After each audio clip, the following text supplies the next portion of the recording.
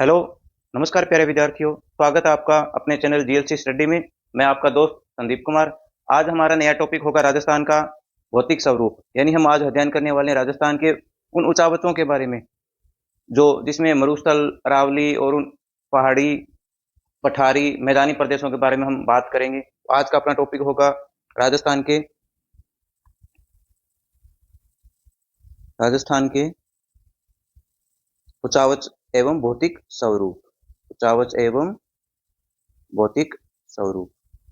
आज हम बात करेंगे इन टॉपिक्स पर। भौतिक स्वरूप। तो प्यारे विद्यार्थियों, मैं बात करूंगा भौतिक स्वरूप की। भौतिक स्वरूप अपना क्या होता है, भौतिक स्वरूप में क्या क्या आता है, उनके बारे में भी बात करेंगे। और हम बात करेंगे भी ऊंचावच के आधार पर राजस्थान में क्या क्या देखा जा सकता है। तो मैं बात करूंगा राजस्थान के अंदर ऊंचावच के आधार पर। राजस्थान के अंदर क्या है ऊंचावच के आधार पर, ऊंचावच के आधार पर यानी क्या क्या देखा जाता है ऊंचावच के आधार पर। फर्स्ट बात करूंगा मैं पर्वतीय भाग की। जो कि पर्वतीय भाग है अपना, वो है राजस्थान के अंदर 1%। ये मैं बात कर रहा हूँ अपने राजस्थान के ऊंचावच के आधार पर। अगर इंडिया की बात करें तो वो अलग है।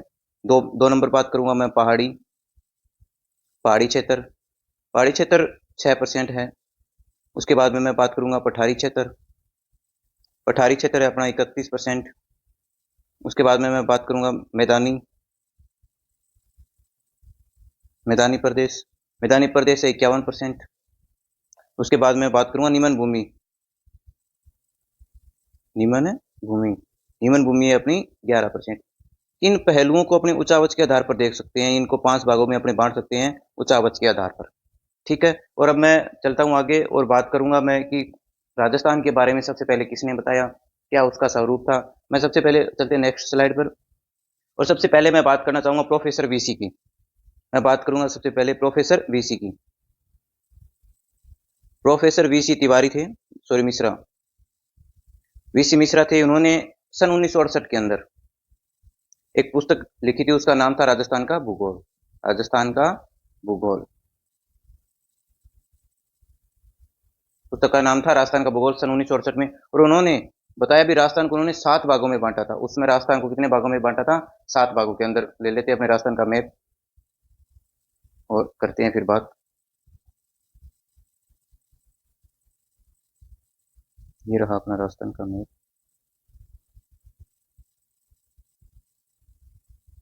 कितने भागों में बांटा था? 7। इसमें मैं पहली बात करूंगा नहरी क्षेत्र की। सबसे ऊपर वाला गंगानगर और मानगढ़ वाला क्षेत्र था, इसे उन्होंने दिया नहरी क्षेत्र। नहरी क्षेत्र। फिर उसके बाद में उन्होंने कहा अर्ध शुष्क। शुष्क और अर्ध शुष्क, ये क्षेत्र था शुष्क प्रदेश का। शुष्क प्रदेश का। 3 नंबर था उनका अर्ध शुष्क। अर्ध शुष्क अपना ये था। ये था इनका 3 नंबर अर्ध शुष्क। अर्ध शुष्क। और 4 नंबर उन्होंने बांटा था अरावली को। ये थी 4 नंबर अरावली। फिर उन्होंने बांटा था बीहड़ क्षेत्र। तो ये क्षेत्र है इनका, कोटा बेरा से आगे बढ़ा बीहड़ क्षेत्र। बीहड़ क्षेत्र 5 नंबर में लगा देता हूँ बीहड़ क्षेत्र को। फिर जो नीचे वाला भाग था ये भाग इन्होंने कहा था दक्षिणी पूर्वी कृषि प्रदेश। दक्षिणी पूर्वी कृषि प्रदेश। और जो ये ऊपर वाला भाग बच गया था, इस भाग को इन्होंने दिया था नाम पूर्वी कृषि औद्योगिक प्रदेश। पूर्वी कृषि औद्योगिक प्रदेश। ये तो 6 नंबर और ये 7 नंबर। यानी प्रोफेसर मिश्रा थे, उन्होंने 1968 के अंदर 7 भागों में बांटा था। पुस्तक का नाम का राजस्थान का भूगोल था और इनके 7 प्रकार थे। राजस्थान को पहली बार किसी ने शुष्क प्रदेश और अर्ध शुष्क प्रदेश में बांटा था। राजस्थान में पहली बार किसी ने शुष्क और अर्ध शुष्क प्रदेश में विभाजन इनका किया था। समझ गए होगे आप इन दोनों को। ठीक है। चलिए चलते हैं नेक्स्ट पे। नेक्स्ट स्लाइड पे मैं बात करूंगा रामलोचन की। रामलोचन जी की। रामलोचन जी थे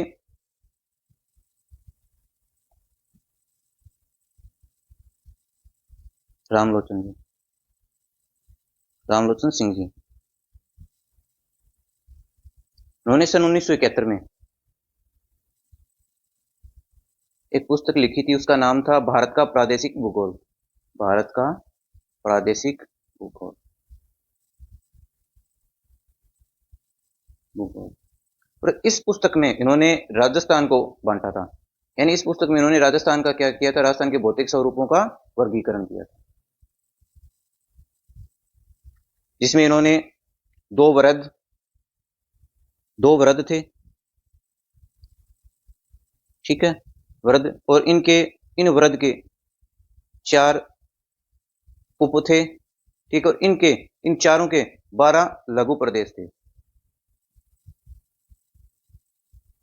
इस संपूर्ण राजस्थान को इन्होंने 2 भागों में बांटा, ठीक है, और 2 भागों को फिर उन्होंने उन 2 भागों को 2-2 के अंदर 4 उपभाग हो गए, और उनके इन चारों को उन्होंने 12 लघु प्रदेशों के अंदर बांटा है। तो मैं बात कर लेता हूं, पहली बात करूंगा मैं 1 नंबर, राजस्थान का मैदान। राजस्थान का मैदान, ठीक है, राजस्थान के मैदान को इन्होंने 2 भागों में बांटा था। एक था इनका मरुस्थली, ये कौन सा था, मरुस्थली, और दूसरा था राजस्थान बांगड़, दूसरा था इनका राजस्थान है बांगड़, ठीक है। मरुस्थली को इन्होंने 3 भागों में बांट दिया, एक जैसलमेर, जो लघु प्रदेश है जैसलमेर, बीकानेर और बाड़मेर, बीकानेर और बाड़मेर। तो राजस्थान बांगड़ था, इनको इन्होंने 4 भागों में बांटा, घग्गर का क्षेत्र, शेखावाटी क्षेत्र, शेखावाटी क्षेत्र, लूनी बेसिन और नागौर की उच्च भूमि, नागौरी उच्च भूमि, नागौरी उच्च भूमि में इनको बांट दिया। यानी इनका जो पहला वर्गीकरण था राजस्थान का मैदान, राजस्थान के मैदान को इन्होंने मरुस्थली और बागड़ में बांटा था, जिसमें मरुस्थली में जैसलमेर, बीकानेर, बाड़मेर, और राजस्थान बांगड़ में घग्गर, शेखावाटी, लूनी बेसिन, नागौरी उच्च भूमि। इनको अंडरलाइन और कर देता हूँ, घग्गर, शेखावाटी, लूनी बेसिन और नागौरी उच्च भूमि के अंदर। चलते अपने उनका दूसरा, उन्होंने जो दूसरा बांटा था वो राजस्थान का पठारी क्षेत्र था। चलिए नेक्स्ट में इनको बांटूंगा, 2 नंबर इन्होंने बांटा था राजस्थान का पठारी क्षेत्र, राजस्थान का पठारी क्षेत्र, राजस्थान पठारी क्षेत्र या राजस्थान का पठारी क्षेत्र। इन्होंने भी इनको 2 भागों में डिवाइड कर दिया। इनका पहला भाग था अरावली प्रदेश, दूसरा भाग था चंबल बेसिन, चंबल बेसिन। अरावली को इन्होंने 3 भागों में बांटा, अरावली को इन्होंने कितने भागों में बांटा, 3 भागों के अंदर, उत्तरी, मध्य और दक्षिण।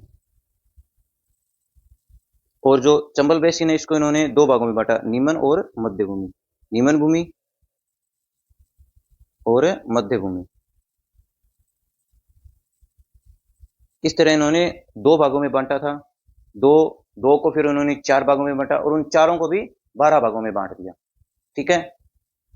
रिवाइज कर लेते हैं पिछली स्लाइड से। राम सिंह जिलोचन जी 1971 में पुस्तक क्या लिखी थी इन्होंने, पुस्तक लिखी थी इन्होंने भारत का भूगोल, ठीक है। और भारत के भूगोल के अंदर उन्होंने जो राजस्थान का भौतिक स्वरूप था, इसको इन्होंने क्या किया है, डिफाइन किया है, और कितने कितने 2 वृत्त, 2 उप और जो 12 लघु प्रदेशों के अंदर, ठीक है।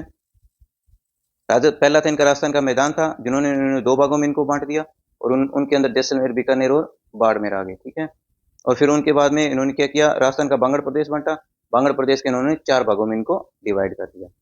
चलते नेक्स्ट स्लाइड पे। नेक्स्ट पे अपने बात की थी सेकंड इन्होंने बांटा था राजस्थान का पठारी क्षेत्र, अरावली और चंबल में बांटा, अरावली को 3 भागों में बांट दिया और चंबल बेसिन को 2 भागों में बांट दिया। इस तरह से बाहर होती है। जो आज हम जो पढ़ रहे हैं वो सन 1994 के अंदर, मैं स्टार लगा के यहाँ पे लिख रहा हूँ, सन 1994 के अंदर जो अपने आज जो किताबों के अंदर राजस्थान अध्ययन हो गई, माध्यमिक शिक्षा बोर्ड की हो गई, या जो अपने कंपटीशन के अंदर लगभग पढ़ रहे हैं वो यही पढ़ रहे हैं। हम पढ़ रहे हैं प्रोफेसर सक्सेना का, और इनके साथ में एक है प्रोफेसर तिवारी, प्रोफेसर तिवारी। इन्होंने सन 1994 के अंदर एक राजस्थान का प्रादेशिक भूगोल को इन्होंने डिवाइड किया था। उनका जो डिवाइड करने का जो कारण था इनका, उन्होंने धरातल की बनावट पे किया, धरातल की बनावट पे, जलवायु पे। इन राजस्थान को जितने भी भागों में इन्होंने बांटा, इनमें ये मापदंड लिए इन्होंने, नदी बेसिन और प्रशासनिक रूप से, नदी बेसिन और प्रशासनिक रूप से। इनको जिन्होंने बांटा था, उन्होंने 4 भागों में बांटा था। उन्होंने इनको कितने भागों में बांटा था? राजस्थान को 4 भागों में बांटा था। वो अपना आगे बढ़ेंगे। तो ये 4 भागों में इन्होंने बांटा था। उनका एक धरातल के बनावट ली इन्होंने, सेकंड जलवायु भी, नदी बेसिन, कौन कौन सी नदियां कहाँ से अपना बेसिन बना रही है, और प्रशासनिक सिस्टम उनका क्या है। तो जो आज जो चल रहा है वो चल रहा है अपना प्रोफेसर सक्सेना और तिवारी वाला, और हम इसी पर ही अपने चर्चा करेंगे। तो चलते हैं अपने नेक्स्ट स्लाइड पे और अपने लेते हैं एक राजस्थान का मैप, और एक राजस्थान के मैप को अपने ये ले लेते हैं अपने, ये रहा राजस्थान का मैप। ये तो अपने वीसीजी मिश्रा का है। यहाँ पे मैं इसको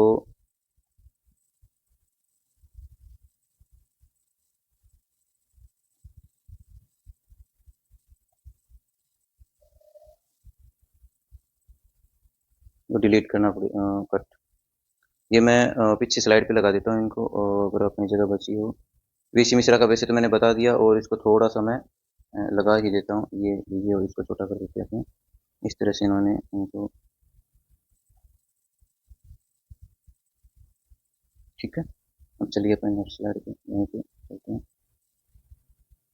लेते हैं राजस्थान का एक मैप, ये रहा राजस्थान का मैप। एक साइड कर लेते हैं इसको। ये है राजस्थान का मैप। ये जो मैप लिया गया है राजस्थान माध्यमिक शिक्षा बोर्ड की किताबों से मैंने उठाया है इनको। इन्होंने राजस्थान को 4 भागों में बांटा था, ठीक है। राजस्थान को कितने भागों में बांटा था? 4 भागों के अंदर इन्होंने 4 भागों में बांटा। पहला जो भाग था पश्चिमी मरुस्थल था, पश्चिमी मरुस्थल। सेकंड इन्होंने अरावली, पूर्वी मैदानी प्रदेश, पूर्वी मैदानी प्रदेश।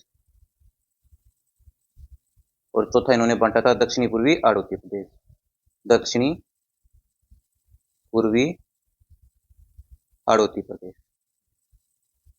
अब इनका हम पूर्ण विस्तृत रूप से अध्ययन करेंगे।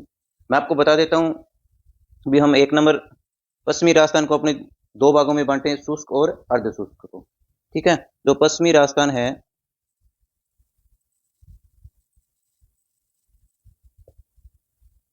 पश्चिमी राजस्थान, इनको हमने 2 भागों में बांट दिया। पश्चिमी राजस्थान को अपने कितने भागों में बांटा? 2 भागों में बांट दिया। पहला भाग अपना शुष्क और अर्ध शुष्क, अर्ध शुष्क, ठीक है। और अपने शुष्क को बढ़ेंगे बालुका स्तूप युक्त और बालुका स्तूप मुक्त, बालुका स्तूप युक्त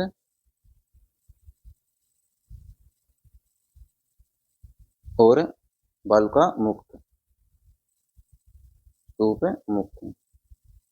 इसी तरह से अर्ध शुष्क को भी पढ़ेंगे। अर्ध शुष्क को अपने पढ़ेंगे, एक तो घग्गर का मैदान, दूसरी बात अपने शेखावाटी, शेखावाटी आंतरिक भाग वाला पढ़ेंगे। नागौर की उच्चभूमि, नागौरी उच्चभूमि, और लूनी बेसिन। और किसमें पढ़ेंगे? लूनी बेसिन पढ़ेंगे। ये अपने पश्चिमी मरुस्थल के अंदर इस तरह से अपने पढ़ेंगे। जैसे मैं आपको एक बता देता हूँ, यहाँ से ये अपना शुष्क और आगे अर्ध शुष्क। जैसे इसको 25 सेमी वर्षा रेखा से भी अपने इसको माप सकते हैं, अपने आगे बात करेंगे। 2 नंबर अपने बात करेंगे अरावली की। अरावली को हम उसी तरह से पढ़ेंगे जैसे पहले पढ़ी थी अपने रामलोचन जी की तरह, उत्तरी, मध्य और दक्षिणी, ठीक है, और दक्षिण, और दक्षिण। 3 नंबर अपने बात करेंगे पूर्वी मैदान की, पूर्वी मैदान,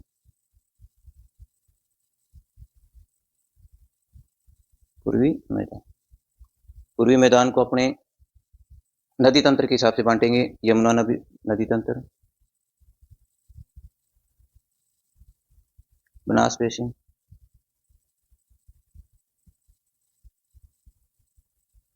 चंबल बिहड़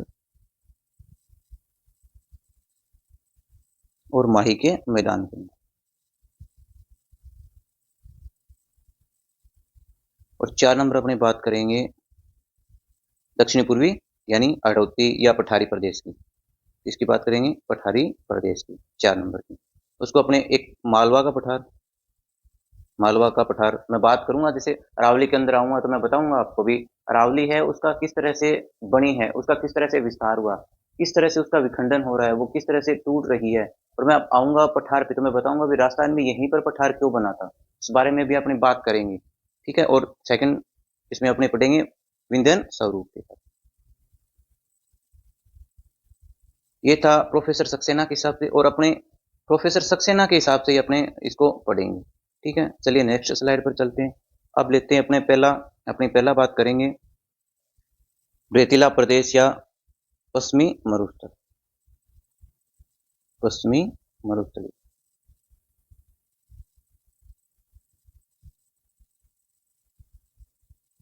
हम बात करेंगे पश्चिमी मरुस्थलीय भाग के बारे में। सबसे पहले अपने एक नक्शा मैप लेते हैं, आपने ये उठा लेते हैं मैप, इसको कर लेते हैं छोटा।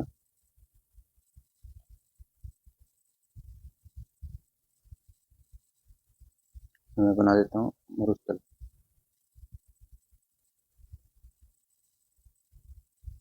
एक बार मरुस्थल हो गया, इसको अपन मैं 2 भागों में डिवाइड कर देता हूँ। पर एक बार अपने मरुस्थल की जानकारी के बारे में देखते हैं। सबसे पहले मैं बात करूंगा लंबाई और चौड़ाई की।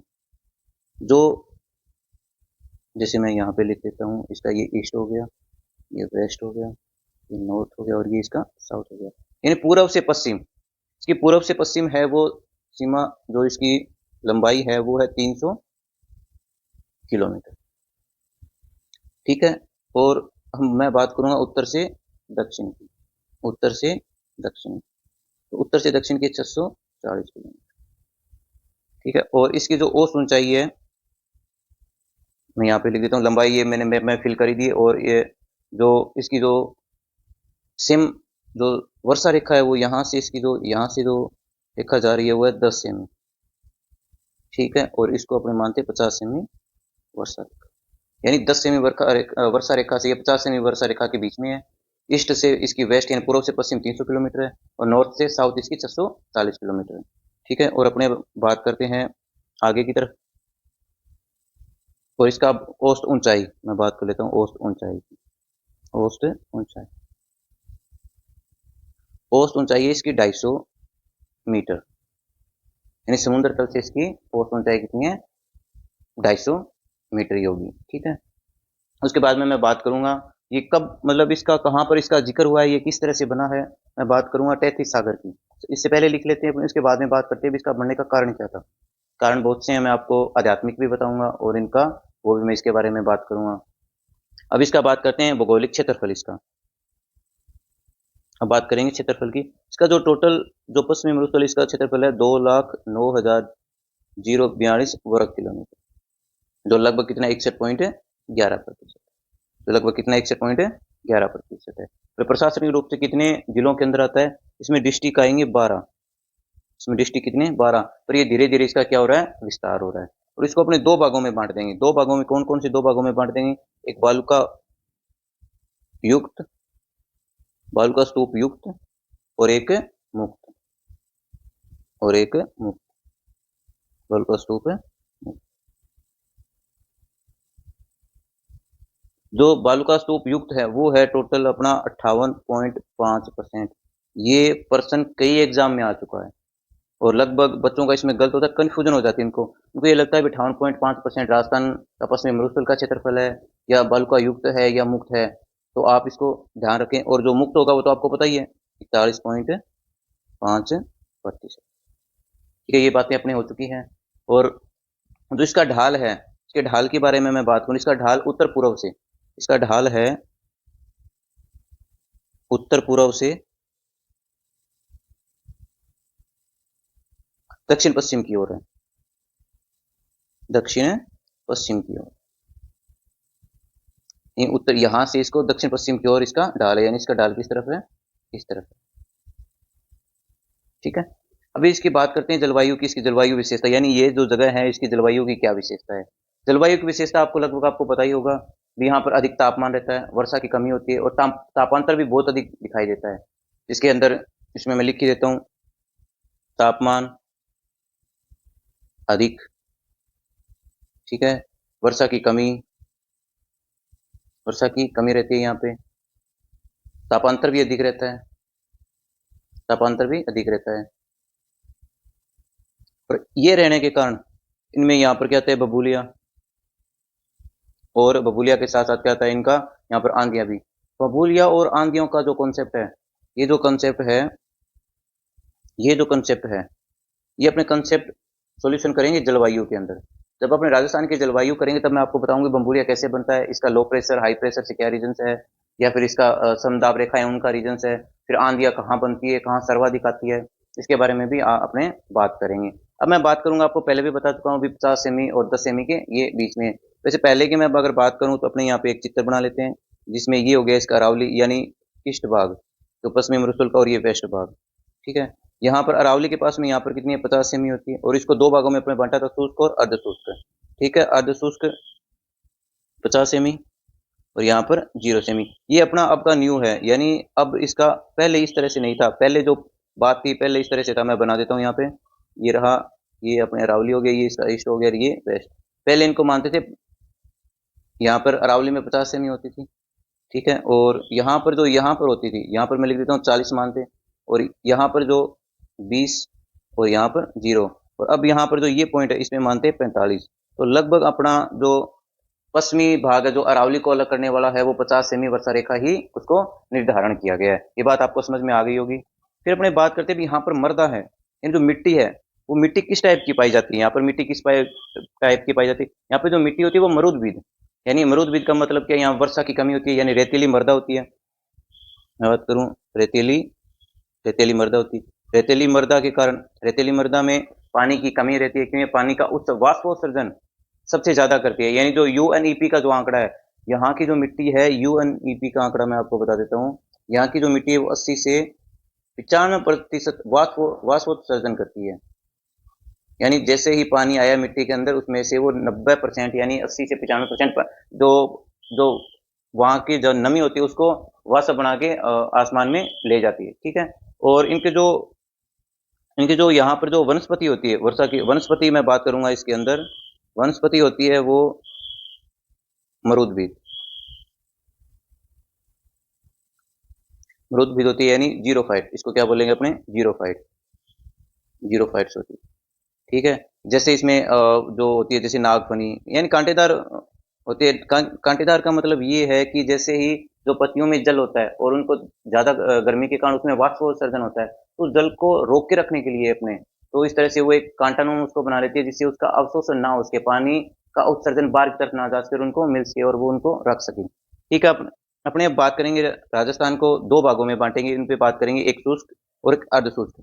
जो शुष्क होगा वो 0 से 25 सेमी होगा, मैं लिख देता हूँ यहाँ पे। इसको दो भागों में अपने पढ़ेंगे, इसको कितने भागों में पढ़ेंगे, दो भागों में पढ़ेंगे, शुष्क यानी एरिड, और एक अर्ध शुष्क, एक अर्ध शुष्क सेमी एरिड, अर्ध शुष्क सेमी एरिड। ये भाग होगा अपना 0 से 25 सेमी वर्षा रेखा, ठीक है। और ये जो भाग होगा अपना होगा 25 से 50 सेमी वर्षा रेखा। जो डिस्ट्रिक्ट है वो मैं आपको दोनों के अलग अलग लिखवा दूंगा, इनके 12 डिस्ट्रिक्ट आते हैं।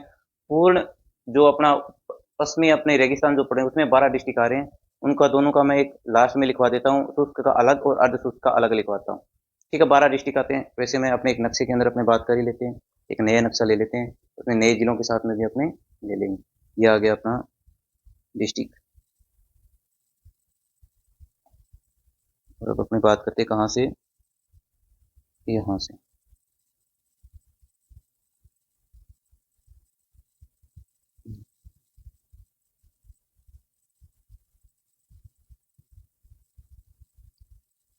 पहले प्राचीन 12 डिस्ट्रिक्ट थे जो नए बने हैं, उनमें जैसे इनमें आ गया सांचौर, जालोर, पाली, ब्यावर, अजमेर, डीडवाना, कुचामन, सीकर, नीम का थाना, झुंझुनू, चूरू, नागौर, जोधपुर ग्रामीण व शहरी, बालोतरा, बाड़मेर, जैसलमेर, फलोदी, बीकानेर, मानगढ़, गंगानगर और अनूपगढ़।